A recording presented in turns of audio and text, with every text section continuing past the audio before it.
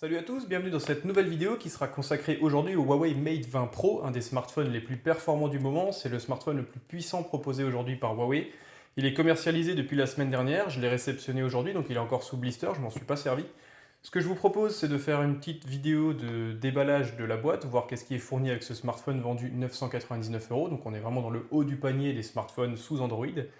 Ensuite, déballer le smartphone et faire un petit tour autour de son design, voir quelles sont les évolutions de design, les petites subtilités apportées à ce beau smartphone.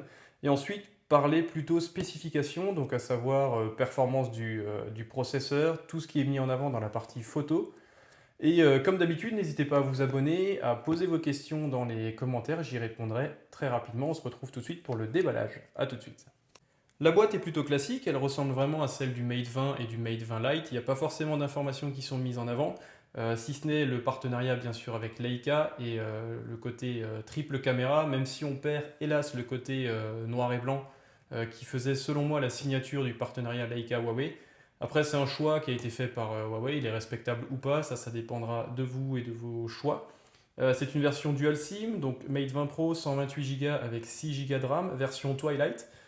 C'est particulièrement spécifique sur ce smartphone parce que j'ai remarqué qu'il y avait énormément de stock en version Twilight, alors qu'en version noire et bleue, il est quasiment introuvable et je trouve ça assez particulier parce qu'à l'époque du P20 Pro et du P20, c'était vraiment l'inverse. On a eu pendant très longtemps du noir et du bleu uniquement en magasin et le Twilight est arrivé facilement un mois après. Voilà pour le coffret, il n'y a rien de particulier, on va directement passer au déballage. J'ai retiré le film de protection, on tombe directement sur le smartphone. La première chose qui m'a frappé, c'est le form factor du Mate 20 Pro qui s'approche énormément de ce que propose Samsung avec son Galaxy S9 et dans une moindre mesure le Note 9. Cet effet assez étroit, c'est un smartphone qui est beaucoup plus étroit que son petit frère le Mate 20 classique et le Mate 20 Lite. Et moi je trouve que c'est vraiment un bon choix parce que ça améliore la préhension du smartphone, il est plus étroit donc il tient beaucoup mieux en main. Et je trouve que c'est vraiment un choix intéressant. Donc on va y revenir tout de suite après. La version Twilight est vraiment magnifique. Alors au début j'avais un peu de mal à l'époque du P20 Pro, mais je trouve vraiment que ça lui donne du caractère. Ensuite, qu'est-ce qu'on trouve dans la boîte? Alors on ne trouve pas de coque. Alors si vous avez vu ma vidéo de déballage du Mate 20, il n'y avait pas non plus de coque transparent fourni. C'est une première pour Huawei. Je trouve ça un petit peu dommage parce que Huawei et Honor nous avaient habitués à nous fournir des coques, et là ça n'est plus le cas. Apparemment ça serait en rapport avec une législation qui impose de mettre un kit main libre ou des écouteurs en France qui n'est pas obligatoire dans d'autres pays, et du coup on aurait été entre guillemets un peu saqué, ils auraient retiré les coques pour justifier le financement de la mise en place d'un casque. Alors ça c'est à vérifier, c'est ce que j'ai pu voir en recherchant un peu sur internet. On trouve un guide de démarrage rapide et des cartes, enfin un document de garantie. Un petit extracteur de SIM, on va s'en servir tout de suite parce qu'on va voir cette petite carte nano SD après. Un gros bloc chargeur, donc là on est vraiment sur du gros bloc chargeur, il peut charger en charge filaire à 40 watts maximum, donc c'est vraiment quelque chose d'intéressant. Un bloc, voilà, donc super charge, max, vous voyez c'est marqué ici si vous arrivez à le lire, max 40 watts, donc c'est plutôt un chargeur qui dépote. Il y a une batterie de 4200 mAh, donc faut vraiment y aller pour le vider en une journée. Ensuite, un câble USB type C classique, de bonne longueur comme toujours chez Huawei.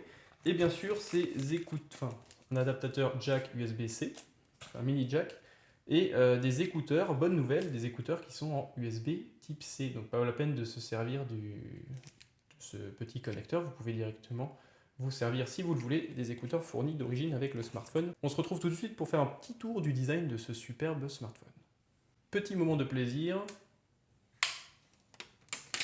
Voilà. Donc, superbe smartphone, je vais un petit peu vous parler des caractéristiques. Donc, c'est un superbe écran de 6,39 pouces, technologie OLED. C'est similaire à de l'AMOLED, sauf que la technologie appartient à Samsung.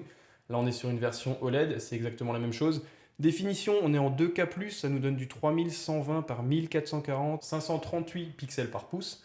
Une définition énorme, honnêtement, c'est vraiment largement suffisant pour tous les usages que vous en aurez. Donc voilà, un superbe écran incurvé, vous voyez, je ne sais pas si vous voyez, mais je pense que vous voyez. Incurvé, ça s'apparente vraiment au form factor des Galaxy S9 et S8. Et c'est plutôt sympa. Au dos, bien sûr, cette superbe couleur Twilight. Alors, il existe aujourd'hui en bleu, en noir, en version Twilight, et il me semble qu'il y a une autre version un petit peu rose pâle, quelque chose comme ça. Voilà, moi j'ai trouvé cette version, je l'aime beaucoup. Ensuite, on voit sur la tranche bien, le bouton Power qui est teinté en rouge et le bouton de contrôle volume qui lui est en violet un petit peu plus clair que la tranche, donc il dénote un petit peu. Je ne sais pas si c'est vraiment visible à la caméra, mais ça donne un effet assez sympa, une finition assez propre. Il est plutôt léger, il fait 189 grammes, donc pour un smartphone de cette taille, c'est plutôt correct, c'est plutôt cool. Au dos, on retrouve trois capteurs photo, donc un capteur de 40 mégapixels avec une ouverture de f1.8 et une focale de 16 mm, un second capteur photo de 20 mégapixels à ouverture f2.2 et une focale de 27 mm, et enfin un troisième capteur photo de 8 mégapixels avec une ouverture de f2.4 et une focale de 81 mm. Donc là en équivalence 24-36, si vous êtes un petit peu photographe dans l'âme, ça nous donne un équipement en 16-80 avec une ouverture de f1.8 à 2.4. Alors c'est pas représentatif parce que vous n'aurez pas autant de luminosité que sur un capteur 24 par 36, même que sur un capteur APS-C ou 4 tiers, ce sera bien sûr beaucoup moins lumineux. Néanmoins, c'est à peu près l'équivalence focale que vous aurez avec ces trois capteurs photo. C'est donc du Leica Sumilux, la version haut de gamme des optiques Leica en général. Au dos, on se rend compte qu'il n'y a plus rien si ce n'est une petite gravure Huawei. Le capteur d'empreinte se trouve directement sous le verre de l'écran OLED. Un petit peu comme sur le Vivo Nex S, un petit peu comme sur d'autres smartphones, mais qui sont généralement pas forcément destinés au marché français. Donc là, on a vraiment une évolution en termes de déverrouillage. Vous avez bien sûr le déverrouillage par analyse faciale et également maintenant le déverrouillage directement avec l'empreinte sous l'écran, ce qui est une première chez Huawei. Sur la tranche opposée, eh bien, on ne retrouve strictement rien, si ce n'est un beau dégradé de la couleur Twilight. Un port infrarouge, un micro extérieur sur le dessus. La tranche, j'en ai déjà parlé avant, il n'y avait rien. Et ensuite, une connexion USB type C, un autre micro et un petit tiroir. Voilà, donc vous avez la possibilité de mettre une carte SIM, c'est vraiment rikiki, donc c'est une nano SIM, et de mettre une carte nano SD. Donc c'est la même dimension finalement qu'une carte nano SIM. Donc c'est une version 128 Go, on peut rajouter 256 Go en utilisant cette carte propriétaire Huawei. J'ai pas encore les idées de tarifs d'une carte de 256 Go dans ce format, mais à mon avis ça va un petit peu douiller. Vous remarquez également qu'il est IP68, il y a un joint qui est tout autour du tiroir qui certifie donc son étanchéité, tant à la poussière qu'à l'humidité et qu'à l'eau. Pour le design, rien de particulier, c'est vraiment un beau smartphone, il tient bien en main, il est bien étroit. Honnêtement, c'est vraiment un bon produit, on sent qu'on a un produit à 1000 € en main, il n'y a vraiment pas de sensation de s'être fait voler en achetant ce smartphone. Je vois encore énormément de commentaires dans les articles de presse Huawei de gens qui pensent que c'est un smartphone typiquement chinois et qui ne comprennent pas qu'on puisse dépenser 999 € dans ce smartphone et qui trouvent ça bien plus logique d'investir une telle somme chez un type Samsung ou Apple. Détrompez-vous, honnêtement, Huawei n'a vraiment pas à rougir par rapport à ses principaux concurrents. Et ce smartphone, en termes de préhension, de qualité de finition, honnêtement, n'a pas à rougir face à ses concurrents. C'est un smartphone qui tourne sur Android 9.0, la version Pie Android, avec une surcouche EMUI 9.0, donc on est vraiment sur le tout dernier software et OS qui existe aujourd'hui. J'en ai pas parlé, la caméra frontale fait 24 mégapixels avec une ouverture à f2.0.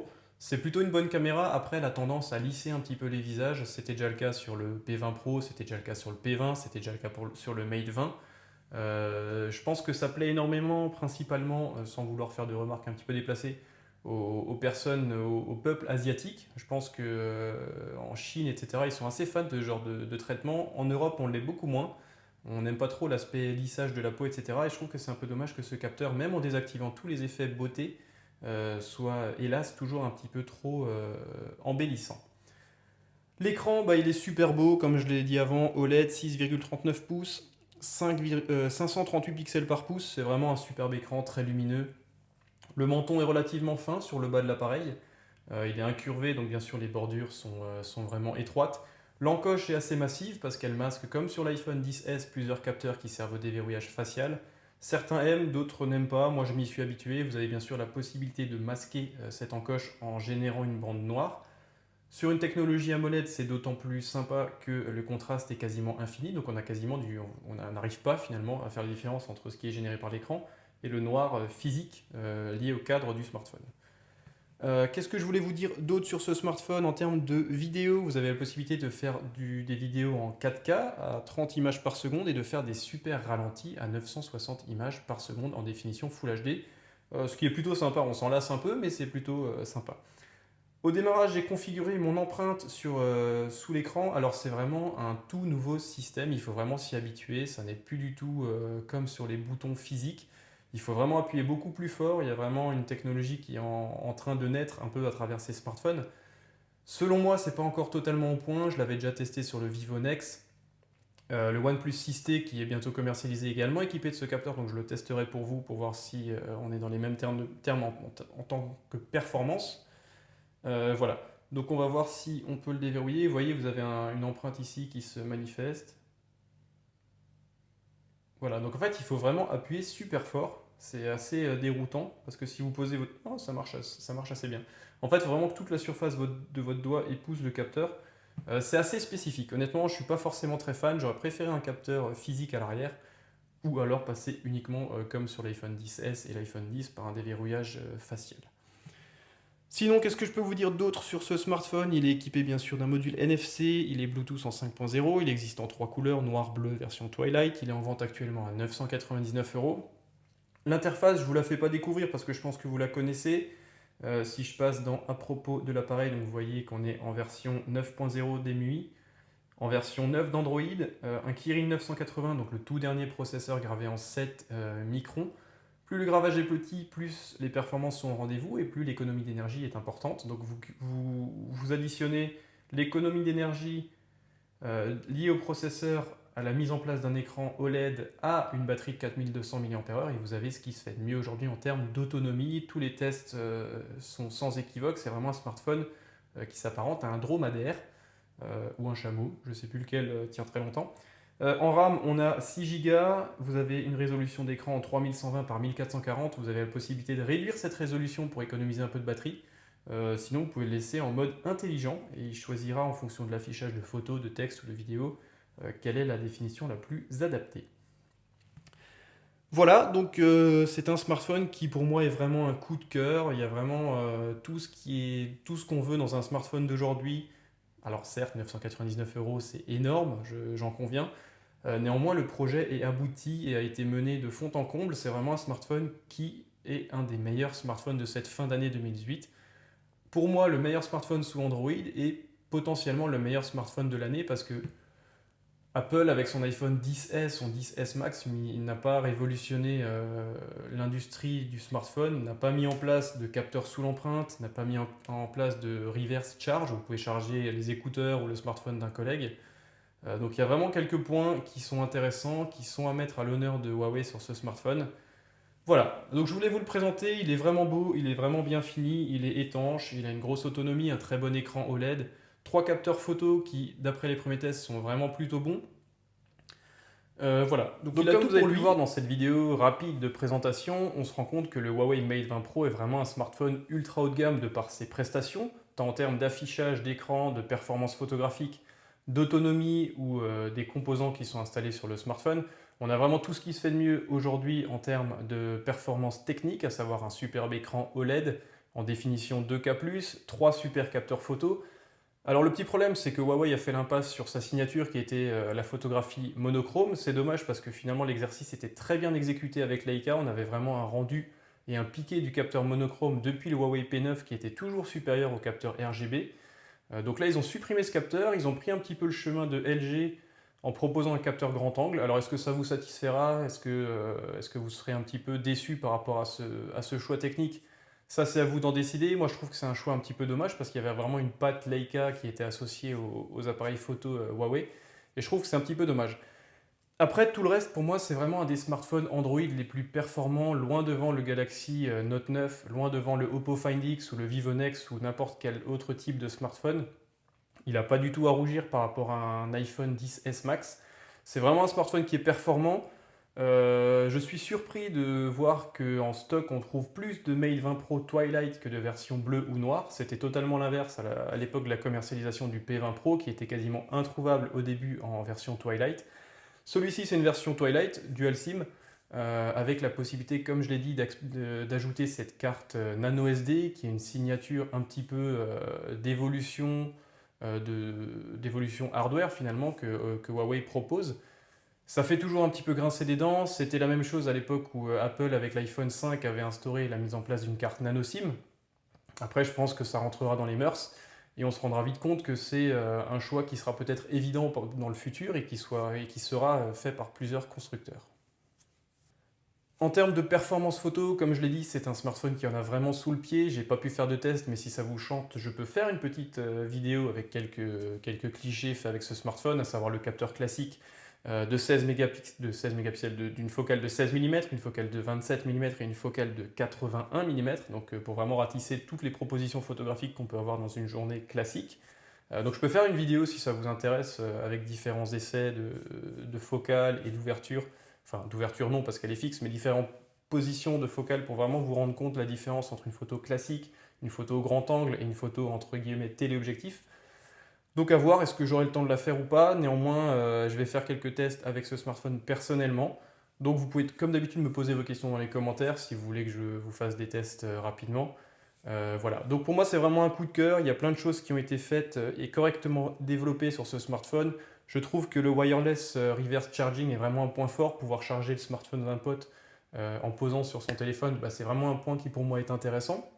C'est pas révolutionnaire, c'est pas quelque chose qui va nous changer la vie, néanmoins c'est quelque chose qui est un petit peu nouveau et qui montre que finalement le marché n'est pas forcément en train de stagner comme certains le laissent prétendre et qu'il y a toujours des évolutions qui sont en cours et qui permettent de dépanner quelqu'un ou de charger vos écouteurs sans fil, ce qui pour moi est une technologie digne de fin 2018.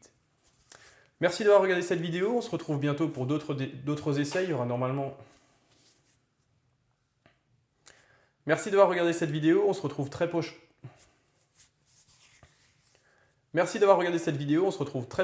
pour le test et le déballage du Google Pixel 3. Est-ce que ce sera cette semaine? Est-ce que ce sera début de semaine prochaine? Je ne peux pas encore vous le dire. Restez abonnés, likez, partagez et puis restez comme vous êtes et on se retrouve très bientôt.